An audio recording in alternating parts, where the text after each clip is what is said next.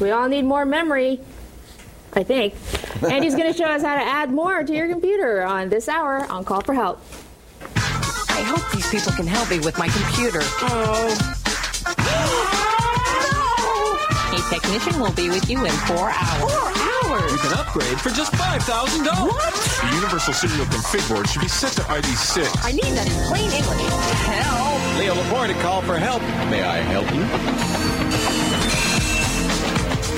Hey, how are you? Welcome to Call for Help. Yes, it's time for another thrilling, gripping edition of the show that answers the question, what the heck am I doing with this thing? What was that? Sorry. Hey, it's Monica Latano, ladies and gentlemen. The lovely and talented Andy Walker. We are here. Andy's got a RAM. When you say add more RAM, you actually mean add a small sheep, a male sheep to your... That's right. Thank you very much. I just turned my cell phone to stun. I wish I could. Isn't it funny how Nokia started making those flip phones, and the flip phone thing is really because it's Star Trek, right? So you could go like this and talk. Yeah, well, I think it is. I think the Trekkies were like the early adopters on all the phones. That's right. They wanted the communicator. Communicator. Yeah, exactly. So that was probably a conscious decision. Our director has a Star Trek. Does he go like that? Yeah. Oh, does he do that? Now, what I want to do is get one of the little upside down V things. You just tap it. Later in Star Trek, they would just tap their chest. It's coming. They actually beam me up, Jim. Siemens has earrings. Thank you very much, Scotty. A hand warp factor 2. I heard that the first time. Siemens had prototype earrings that actually have a cell phone in them. Well, you're practically there with that Bluetooth thing. What do you use? You use a regular cell phone or regular cell phone, yeah. Flip phone or normal? No, just normal. So I feel like I have to listen and then. Do you use it? Yeah, I know, because they're small. Yeah, that's weird. You don't have to do that. I know, but it feels weird. You look like a wiener when you do that. You know what bugs me? Do they have Nextel phones up here, the walkie-talkie phones up here? TELUS does the walkie-talkie? iDen. It's iDen. It's the same network as in the States as Nextel uses. That bugs me because it's very public when you're talking on the phone with one of those things. You go, oh, hi. And they go, hey, Joe, what you doing? Oh, I'm just standing. I don't want to hear that. It's but I like them. I can hear one end of the conversation. I like them at computer conferences.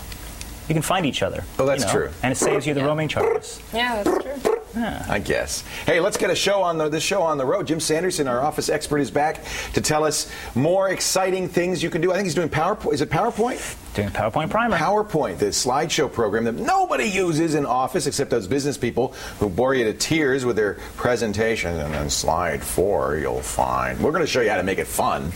Monica is going to tell us how to make friends online. I like that idea. Yeah. We got a whole lot more. That's coming up on this hour of Call for Help. But first, most importantly, the reason we're here, your calls. Who's our first call of the day? Our first caller for today is Andrew from Port Hope, Ontario. Port Hope, Ontario. Hello, Andrew. How are you today, sir? Not too bad, Leo. How are you? I'm very well. Welcome to the show. Well, thank you very much. What can we do for you today? Well, I've got a bit of a beef with the makers of recordable media. CDRs, DVDRs, whatnot. Okay. Here's the deal. Yes. Into the HTPC, PVR scene.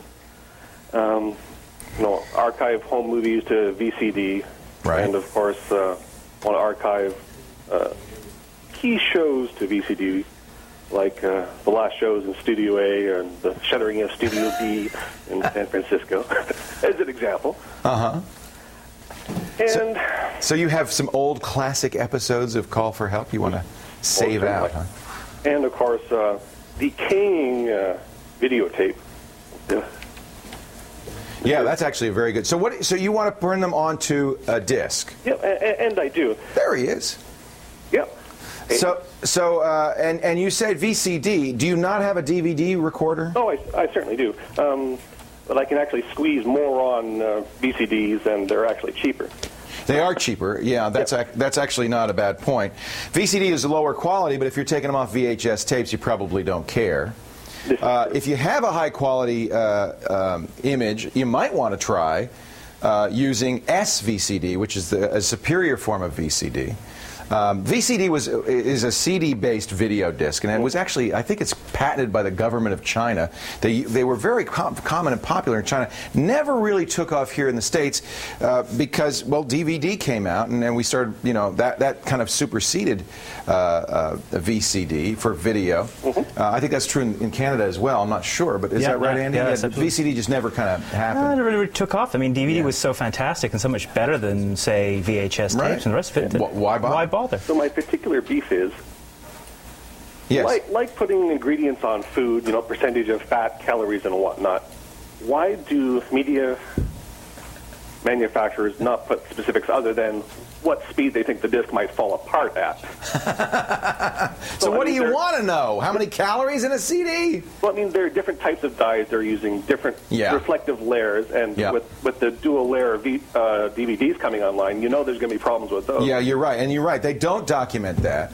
And there have been problems, although I have to say that, whether they use phthalocyanine or some other dye, most people don't really, care. Or they look and they say, hey, it's blue, hey, it's green, hey, it's silver. Yeah, they will put silver or gold backs on it and things like that. I'll be honest with you. What I do with media is I buy a sampler or a variety. I don't buy a whole lot in any one kind. If I've got a new recorder, I'll try it. I'll get the cheapest one that works. I don't worry about what's in it. I just get the cheapest one that works. The issues of rot, that was a problem in maybe some of the early CDs where they would decay in humid climates. They'd rust away. My tapes are rotting. Well, those will rot. So I'm transferring those over, but I want to know that these things are going to be around 5, 10, 15 years. We don't know. Later, unlike my tapes. We don't know, and no labeling is going to tell you that. The truth is that rot of CDs, the kind of the rusting away or oxidation of the reflective layer, was because early CDs weren't well sealed. That has gone away. Almost any CDR you buy or DVD-R you buy these days is well sealed, is not going to oxidize. They're going to last. Keep them out of the sunlight. Keep them in a cool, dry place, of course. Don't get them humid. Don't put your cup of coffee on them. Don't put a cup of coffee on them. They're not a coaster.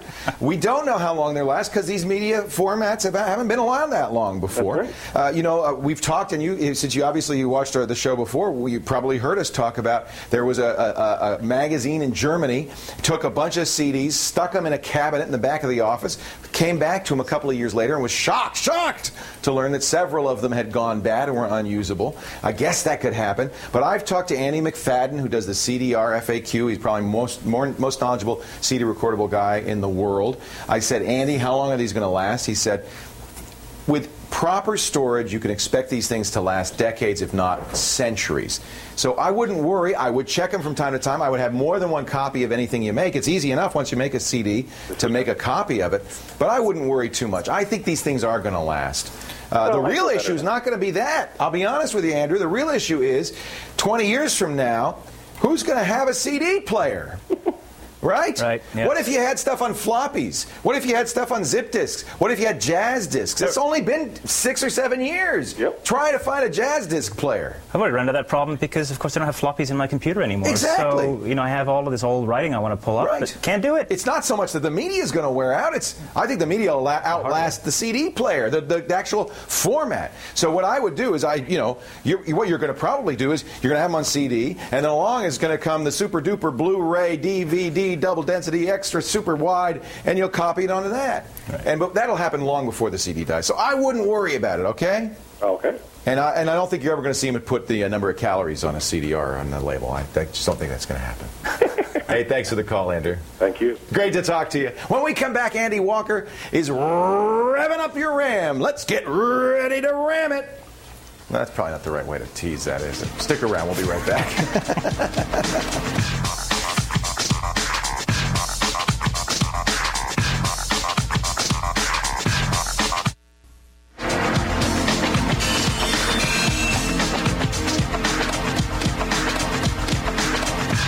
Andy the Ram Boy is going to give us his primer on his astrological sign. Are you a Ram or an Aries? No, I'm a Cancer. Oh. Sensitive, soft, gooey inside. I'm a Sagittarius. Do we have any Aries in the house? No. No Aries here. No Aries I'm a goat. You're a goat? Enough, What's a goat? Capricorn. Capricorn's the goat. Yeah. Okay, well, we're going to talk about Ram and not actually male sheep. No, we're going to talk... memories. That's Ram, huh? That's RAM. Right That's there. the computer version of the sheep. What do we do with that stuff, and what's it for? Well, this is the thing that processes files when you're actually. That's where they're stored. That's where it's stored, and they're worked on when the computer is, Right. processing. It's kind of on the way, in between the hard drive and the microprocessor, sits the RAM. And that's where, that's the fast stuff. So the CPU, the brain of the computer, can get it really quick. You don't want to get it from the hard drive. It's slow. Get it in there and get it really quick. So that's important. And more RAM is faster, right? Usually. Well, up to a point. Yeah. It is. It's the cheapest way to upgrade an older computer. Right. So Easy, too, yes? It is easy. Let's lift. Oh! We just disappeared. Here is a open computer, powered down.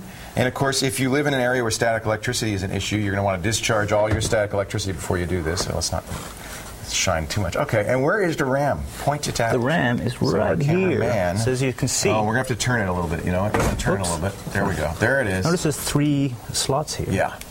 So there's only one board in here, which is I think it's 512. So we'd want to increase. We could increase the RAM by putting more, filling it up, putting another stick in the other 2 slots. That's right. Okay. And that's it's traditionally hard to do, but I'm going to show you how to figure out how much RAM your computer has and how to buy more. All right. First, So how do we know how much without opening the thing up? How do we find out?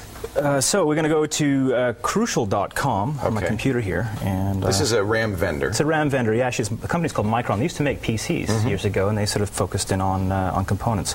So here they have this really great automated process where you can actually tell it what computer you have, and it'll tell you the kinds of RAM that you'll need for it. So I'm going to go down to Dell, and I'm going to say go to step 2, and then I'm going to say it will have a dimension.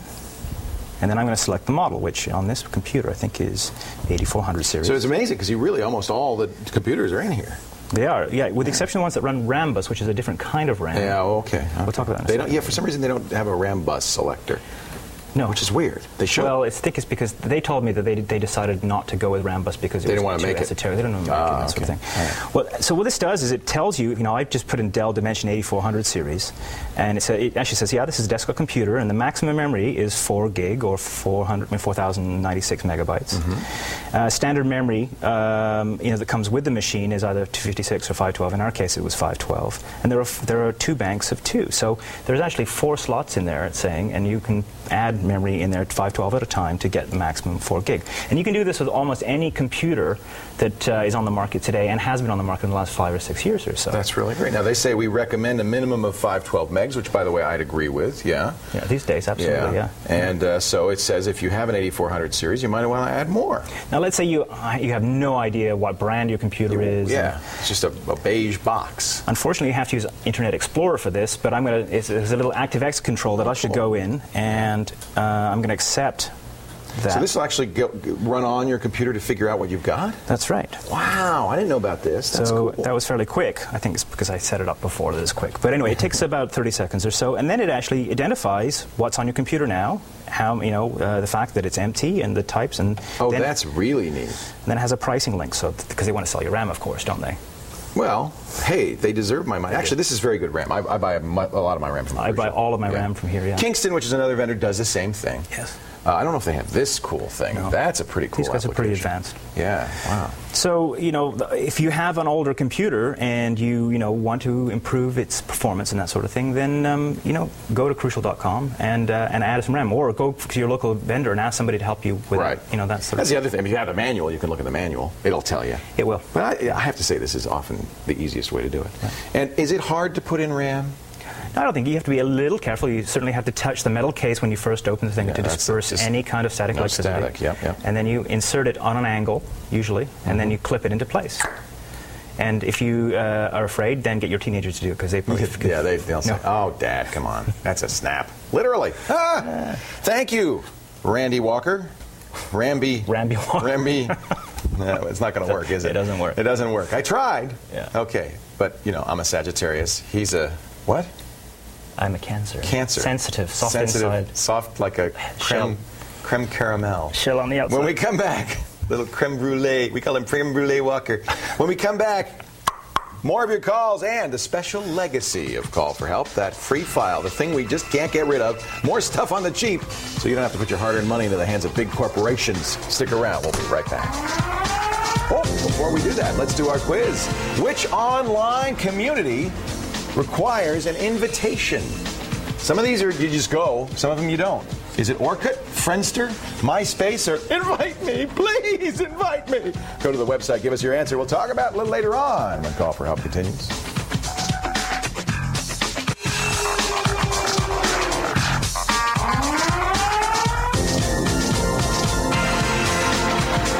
Hello, how are you? Welcome back to Call for Help. I'm Leo Laporte. Let's see if we can get another caller on the show here. Monica Latanois. Yes, we've got Adam from Palatine, Illinois. Palatine, Illinois. Yes, yes. Hello, Adam. Hey, Leo. Welcome. I think we've talked before, have we not, Adam? Can you hear me? Yeah, can you hear me? Yeah, I can hear you. I'll shout. It's a long way to Palatine. I can shout. Thanks for having me on. I miss you guys now that you're not in the States. Well, I know you've been a fan of Tech TV for some time. I seem to remember. Yep. Am I right? Been on your message board. Yeah, I've seen you around. I got my eye on you, Adam. What can I do for you today? Well, I got a 4-year-old computer here. That was my trusty computer through college. Yeah. And after graduation, I got a new one. So I want to play with Linux on the old one. Oh, and cool. I'm just looking for a recommendation on a distribution. Cool. I've got some experience with Debian. Oh, wow. I didn't quite like it though. Well, you're very serious. The Debian is for serious people. Let me explain what Linux is real briefly so people understand what we're talking about. An operating system is the first program that runs on your computer. It's the one that allows you to run every other program. Windows is an operating system. Macintosh OS X is an operating system. But there's also an operating system that's free. No one company distributes it. People from all over the world work on it. It was created in the 90s by a Finnish graduate student named Linus Torvalds. And he wrote this thing because frankly, he wanted to have his own operating system to play with. He wanted his own Unix-style operating system. When I say Unix, I'm talking about the original university operating system invented in 1970 that runs much of the internet still. It is the most robust, powerful, just awesome operating system. Andy and I are both big Unix fans. Well, Linus wanted to make his own, so he called it Linus's Unix, or Linux. And well, lo and behold, it became probably the most popular form of Unix around. And there are lots of different ways to run Linux. Now, one of the problems with Debian, by the way, is we call the, let me back up again.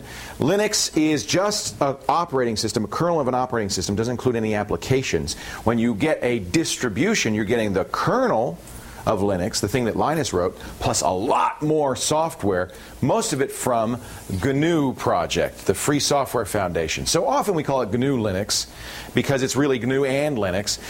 That whole thing wrapped up into a ball with an installer is called a distribution, and there are numerous distributions. Lots of places you can get Linux. Most of the time it's going to be the same kernel with different software, different installers installed on top of it. There's not that much difference between distros. Now, I like Debian because Debian has this pure philosophy. It's done by volunteers. There's no business model behind it. And it's kind of one of the most secure versions of Linux out there. They've really done the job right. The one thing that's missing on Debian, and this is probably why you don't like it all that much, Adam, is because its installer is not the easiest to use. Yeah. I noticed that when I was setting it up. Yeah. So I'm going to show you, I'll tell you what, actually what I should do is boot into Linux. There's a couple of ways to get Linux, and I'm going to tell you my favorite distro. But one of the things I recommend is that almost all the distributions now offer what's called a live CD version of Linux. This is linuxiso.org, a great place to get Linux install disks. Knoppix started this, Knoppix. They started it by making a version of Linux you could boot to. You don't have to install it at all. It's a great way to try Linux without modifying your system in the least. But my favorite is SUSE Linux, which is owned by Novell. And this is, I think, going to be the Linux of the future, to be honest with you. They're putting a lot of money into this. For desktops, this is going to be great. Now, I have downloaded, actually, Mikey downloaded, a copy of ISO, the image. He burned it during our lunch break today. He burned it onto a CD of SUSE. This is a live CD version of SUSE. So what I'm going to do is actually restart my machine and start SUSE up. It's going to take a couple of minutes, but we will have Linux running on this computer without modifying the hard drive. If I say I don't like it, I'll just pop the disk out, reboot, and I'll be back to the way it was. It's running Windows. How do I get it to boot to the CD, Mikey? Is there some special thing I have to do? Well, it's booted into... Oh, you know why? I know why. I took the Knoppix out. Well, I'll tell you, where'd I put it?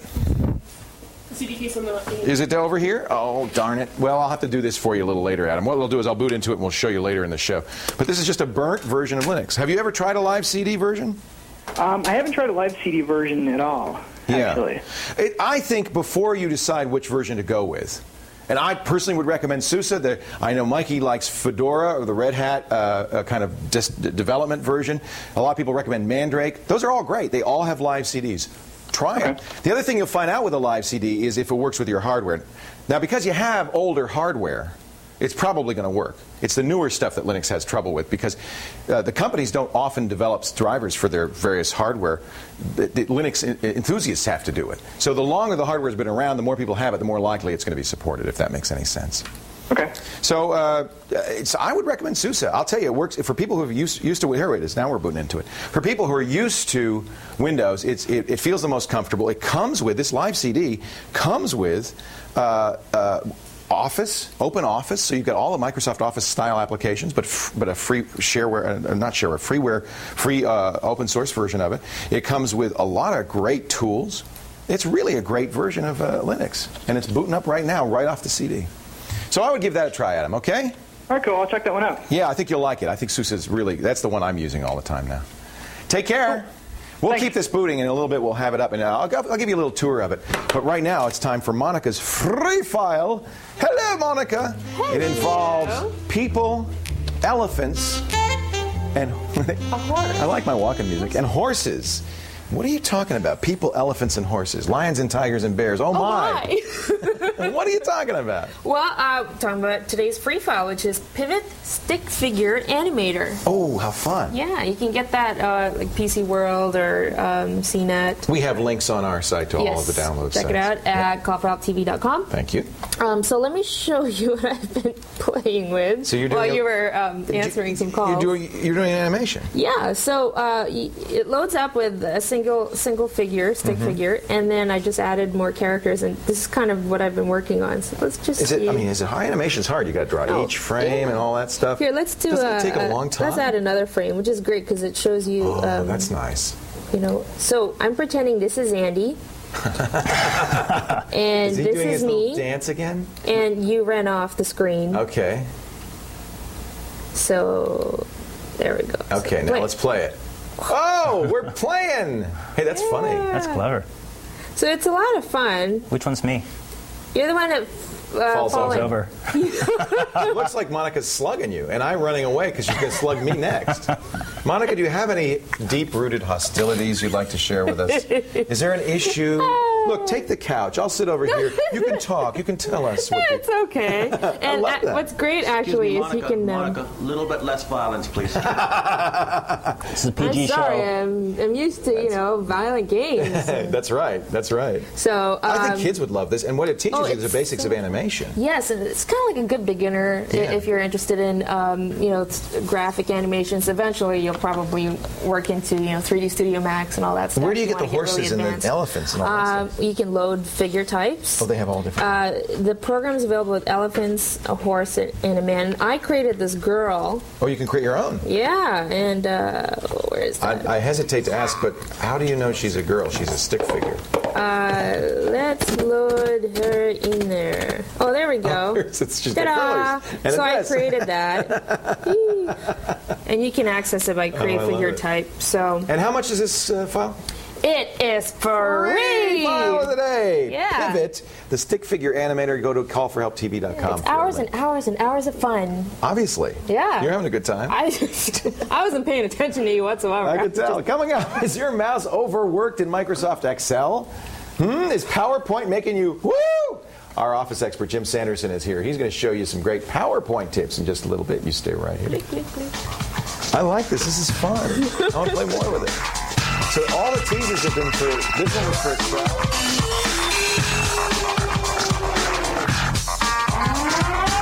Okay, let's stay with PowerPoint.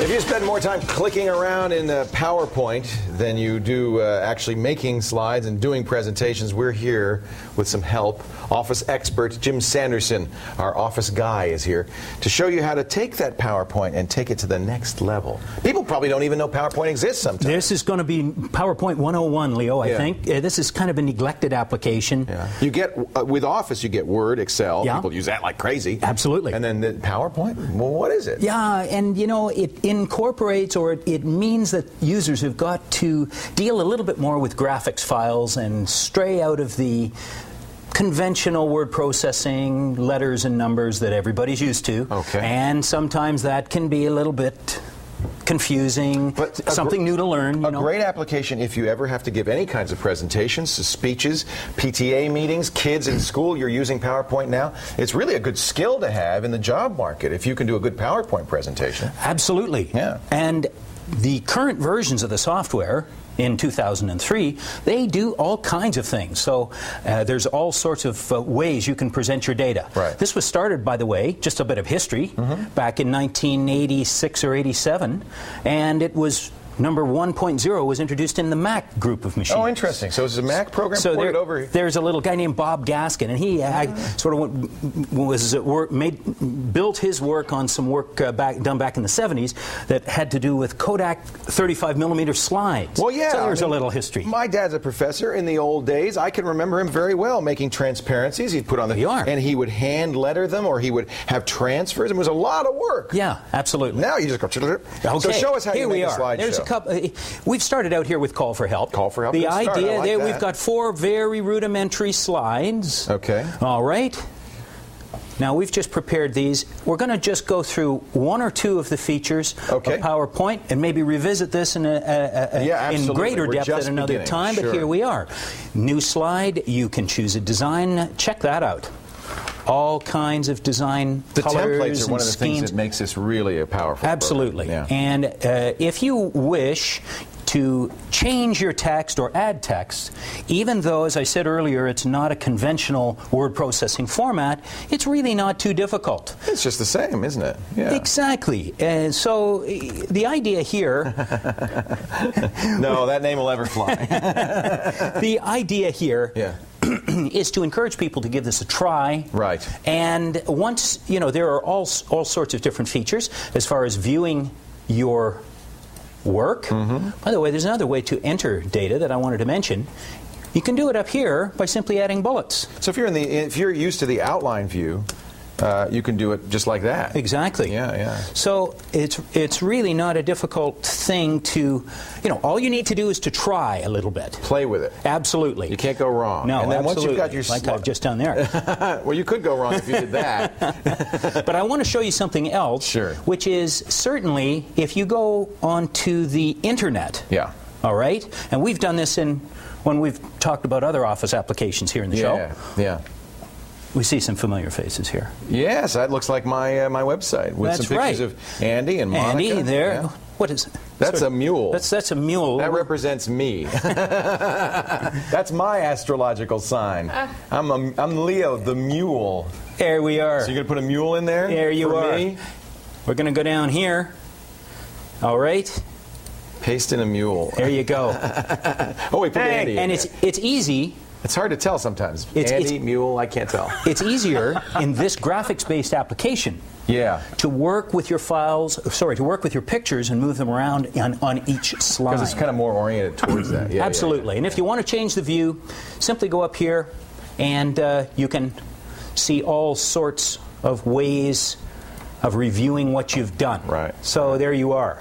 PowerPoint. Don't ignore it. It's one of the packages you paid for when you bought Microsoft Office. Absolutely. And it can be one of the most useful, especially at work. Give it a try. There's one last thing I'll tell you, which is Microsoft Producer. It's available on the Microsoft website, and that enables you to put video sound into your applications. I like that. Maybe we'll visit that Really again. spiff that up. All right. Thank you, Jim Sanderson. For more information, check it out on the website, callforhelptv.com. And, of course, Jim's website is dominionbusiness.ca.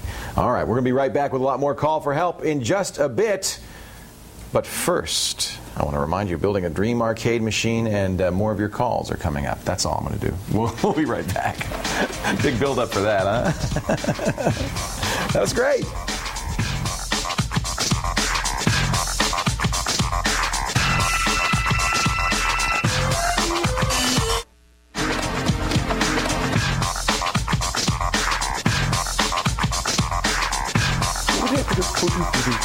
Welcome back to Call for Help. I'm Leo Laporte. Just as long as we've got it running now, this is Linux. We talked about booting up into SUSE Linux using the live CD, so you don't have to do any install. It's running right now. And, you know, I think if I didn't say anything, you might say, well, gee, that looks just like that looks like Windows. You've got a kind of a start menu. It doesn't say start. It's got the SUSE logo. We've got applications. Here's our web browser. What's nice, I can go to another desktop. Here's OpenOffice, which is a free open source Office application that duplicates Microsoft. We were talking about PowerPoint. Here's their PowerPoint clone. It's actually very much like PowerPoint. Can read and write PowerPoint files. This is the text, the word processor. And it actually, it's, let me close that out and do a new. And it will actually work something very, actually I have to do it from a different, well, we'll do it there it is. It will actually work very much like Microsoft Word, read and write Microsoft Word files. I think one of the nice things about SUSE, and actually SUSE comes with this, which is great. You can download it and install it on most of them. But it's just very easy and beautiful and simple to play with, and yet, if you're a Windows user, I think you're going to feel right at home, even though you have the power of Linux. You know, there's so much free stuff for Linux. It's so much free stuff. And look at this. I mean, this just booted up. Anyway, I'm going to get out of it. We're going to reboot because we're going to take another caller. And Monica, who's that going to be? Well, we've got Owen from Ocean, New Jersey waiting on the line. All right. Hello, Owen. How are you today? I'm doing great, Leo. How you doing? Couldn't be better. That's great. What's up? Well, here's the deal. I am building my longtime dream in my basement, so to speak. I've got a couple of vintage console machines and a pinball machine and a foosball machine. Oh, fun. And I'm dying to put every arcade game that I've ever played down there, but of course I can't afford all of them, so I figure MAME has got to be my way to go. MAME is great. And thanks to you, actually, and many of your cohorts, I've found boxes to build and software to download. Oh, yeah. But I can't seem to find any place where I can actually buy the games. And I kind of feel like I might be stealing if I just download all those ROMs. I'm trying to get this CD out before it boots out. Hold on a second. There we go. Okay, now we'll boot into Windows. Oh, it's too late. It thinks it's booting into Linux again. Yeah, well, that's part of the problem with MAME. MAME stands for Multiple Arcade Machine Emulator. The whole idea, it's a really kind of neat idea, is one program that can emulate Dig Dug, Pac-Man, Galaxian, Galaga, all of the Joust, all of the arcade games you and I played in our youth. And by the way, your PC is so much more powerful than those arcade games that you played, at Chuck E. Cheese Pizza Time Theater, that you can do anything that you would have done there on your PC, which is pretty amazing. So the problem is, unfortunately, the guys who did Dig Dug, Galaxian, Pac-Man, Galaga, all still own the rights to those games. And, unfortunately, the vintage gaming business has started to pick up. Many of them have re-released them. So they're very loath to release these ROMs, to allow people to download these ROMs. It is still a copyrighted program. So it's hard to find, frankly, legal ROMs. Now, if you go to MAME.net, and I know that that's where you probably went to get your copy of MAME, right? Yeah, bunches and bunches of links off of there for many, many places to get other versions of MAME and ROMs itself. And ROMs. They do have legal ROMs on here. Here are some of the legal ROMs, 3 of them. These are the 3. 2 of them, the company has actually released the ROM of Gridley and Robbie Roto. Well, those are two of my favorite games, you know. Yeah, they rightly realized that nobody but Owen ever would play these. And then this one, Polyplay, is apparently an East German company that is so long gone that nobody's afraid of them being sued. You can go on the net, you know this, and search for ROMs and find every game. Well, you know, I did find one possibility, but I haven't purchased it yet, and I'm wondering if maybe you have a little familiarity with it. What's that? There's a controller called the X-Arcade Stick that looks like an old school That's arcade, legit. Setup. They licensed those. When you buy that, it actually comes with MAME. Yes. Does it come with games as well, or is it just the MAME software? I think they license the games that's on that. Andy, have you played with that? Do you know that one? I haven't, but I found this great site called StarRoms.com where they actually sell. Do you know anything about these guys? Well, really? Okay, let's see it. As low as $2 per title. Yeah, I see. I don't think it's legit, guys. You don't think it's? Because they claim, they say, your source for legal ROMs, game ROMs. Classic arcade games. Well, maybe. Warning. You know, I guess, you know, you got to... What was that, StarRoms.net? StarRoms.com, StarRoms.com. They claim, for instance, that they can legally sell you Atari's Asteroids. I'd be very surprised. Huh. I'll have to really look at it. They say there's a license and everything, so maybe this is legit. Atari is still around. The intellectual property rights for Asteroids were, maintained when the company was sold, and in fact, they have been reselling it and licensing it. So I guess I'll have to look into this one. It says it. Well, I don't know if it's shady. I don't want to say that either. It says legal, but just because somebody says it's legal, I don't know. We'll have to look into it. StarRoms.com. Maybe it is. Maybe Andy found the ultimate thing. I'll be honest with you. I just download them. And I'll tell you why. Most of these, ostensibly there's a copyright on them, but frankly, these things, most of them are gone. And I think it's in a way, it's preserving this incredible, rich legacy of these old games. Nobody plays these games anymore. I'm going to show you. We've got MAME on here. It's a command line program, so you have to run it from the command line. Let me CD to the root, CD MAME. And I'm going to type MAME. What was it? Roly Poly? I have to CD. I have one of the legal games. Oh, see, that's what happened. I typed Robbie. I got. Okay, so let's go here. So MAME Robbie, and now watch what happens. It's going to turn this fabulous $3,000 Windows PC into a 1.7 megahertz Z80 processor. And we're going to be able to run the fabulous Bally Arcade version of Robbie. Cool. Now, you can do some fun things. Remember we were talking about live Linux CDs. There is one called, it's a MAME with Knoppix built into it. I've heard about that. And that's the one I would get. It has ROMs, does not come with ROMs, I should say, but you can add the ROMs to it. And what you can then do is really take this and just boot this machine up, and it turns it into an arcade machine. And when you want to get it back as a Windows box, you take out the CD just as we did before. Can you get Pong on that? Yes, you can get Pong on it. That's just waiting for MAME. I think MAME is fun. It sounds like you're going to have a great room downstairs, and you got to have Robbie as part of that room. Absolutely. So look at that MAME, look at that X-MAME disc, which I think is very cool. And you could go to the StarRoms.com. You can find all those for free. $2, they say. $2. I want to know where that $2 goes. I do too. Hey, Owen, I thank you for the call. Hey, thanks for talking to me, Leo. All right, take care. It's great having you on the show. All right, time to take our daily quiz. I got to insert a coin. You got a coin? Anybody got a coin? You got a toonie? Here.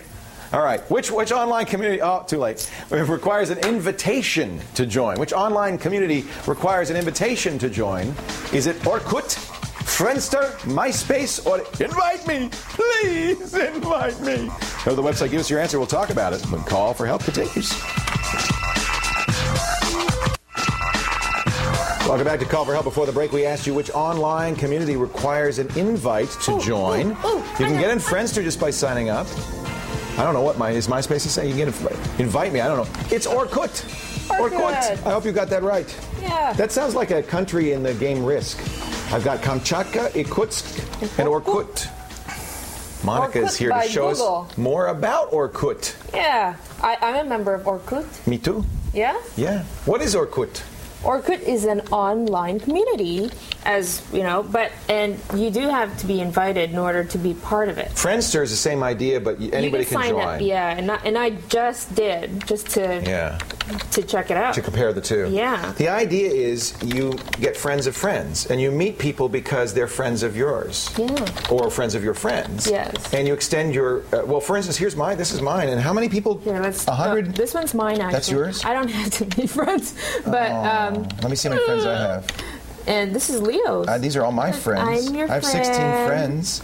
And then but my network is much larger than that because it's all of their friends as well. Friends of friends of friends of friends. And what's great is you can look up somebody in the network and say, oh, this person works for a company I want to work for. Yes. Let me contact them through my friend. Yeah, there's a whole bunch of communities here, actually.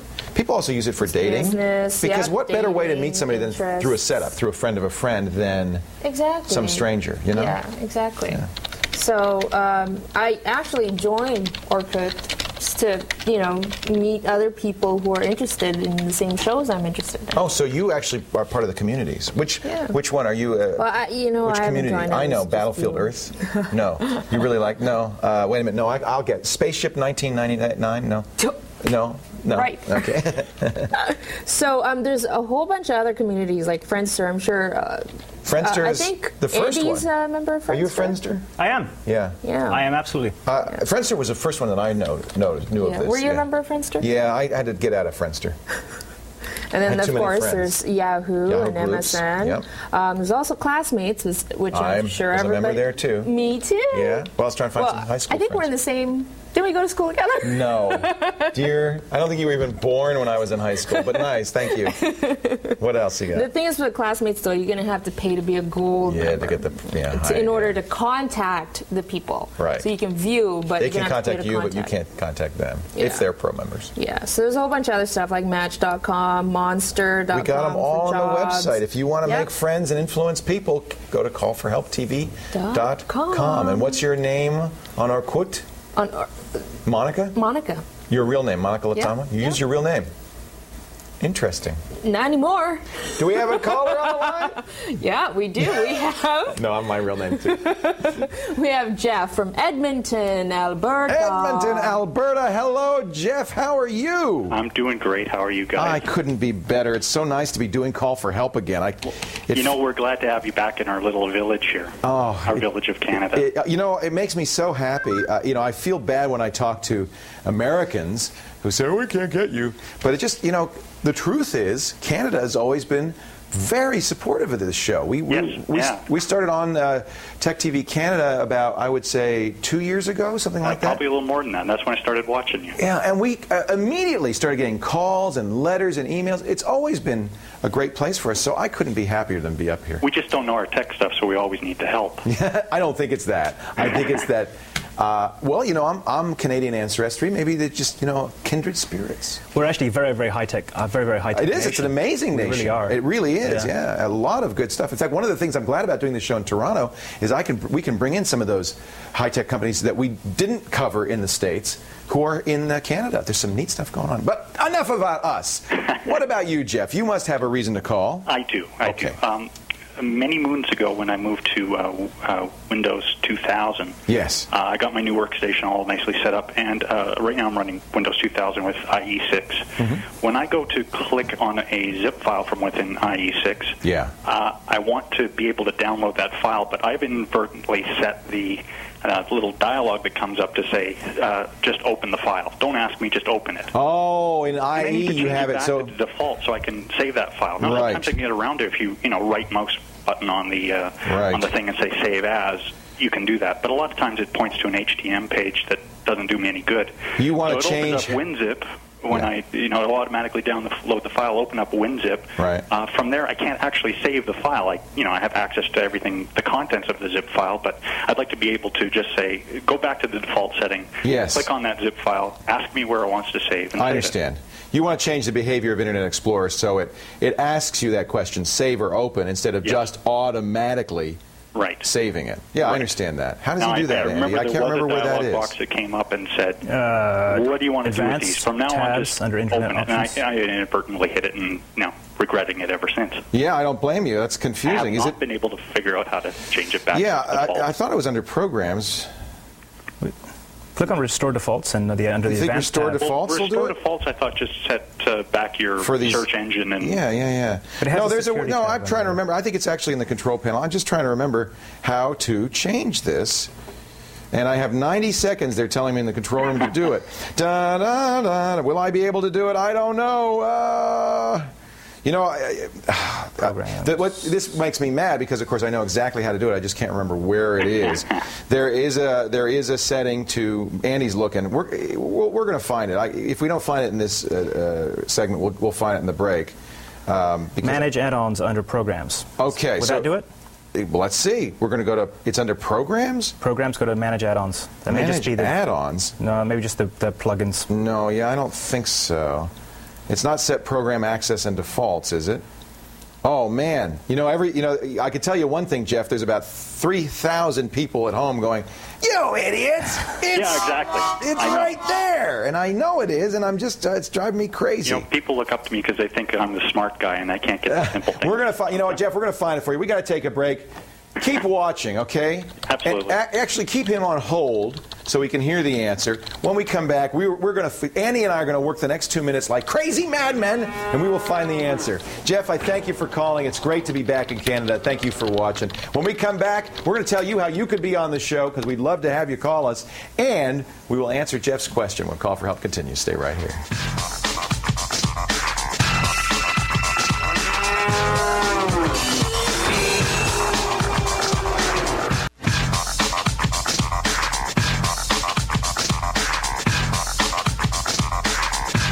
We have been working so hard during the break to find the answer. It's been driving us crazy. I remember seeing it, and I just couldn't remember where it was. And as usual with Windows, it's somewhere you kind of wouldn't expect. So, is it Alan was our caller's name? What was his name? Jeff. Jeff, open any folder. Go to Tools, Folder Options. Oh yeah, that makes sense, right? Folder options for changing the way Internet Explorer behaves. File types, and you're going to look up the zip file type, which will probably be down at the bottom because it is in alphabetical order. W, X, Y, last one. Z. And this is what we're going to do. We're going to click the Change button. We're going to change the behavior of how it behaves. Nope, we're not going to do it there. We're going to do Advanced because this is advanced behavior. And now you have it be open. You see here, this is the behavior, then the advanced behavior. You want to check this box. It was unchecked. Confirm open after download. What are they doing putting it there? You want to check the box. Confirm open after download. Can you believe that, Jeff? So I hope you followed that. I'll call Jeff at home if he's not listening. But again, I'll just run through it again. Tools. In any folder, you're changing Explorer's behavior, but it changes Internet Explorer. Folder options, file types, advanced, and then you'll find the kind you want, and you'll uncheck this box, confirm open after, or check the box, confirm open after download. If it's unchecked now because it doesn't confirm the open, it just saves it. It opens it. Yes. Yeah. Silly, but that's why we get the big bucks. Actually, it's why our tech PA gets Simon found it. Simon! Hey, way to go, buddy. On the show, we want you to call us. We want you on the show. All you got to do is go to callforhelptv.com and fill out that form. Tell us what your problem is, your question. We'll get back with you. We love having you on the show. We're going to get a fax number, and of course, email us. Andy at callforhelptv.com. Monica at Leo at, and everybody send Simon, money. If each and every one of you sent him a toonie, he'd be able to buy lunch. Or snacks. At least. For all, right? Yay! We're out of time. That's this edition of Call for Help. I'm Leo Laporte. Remember, if you've got a problem with your personal confuser, don't whine, moan, don't yell. Just call for help. Have a great day. We'll see you later. Can you believe it? Good going, Simon. You're the man. Wow. That was hard to find. It was buried in there.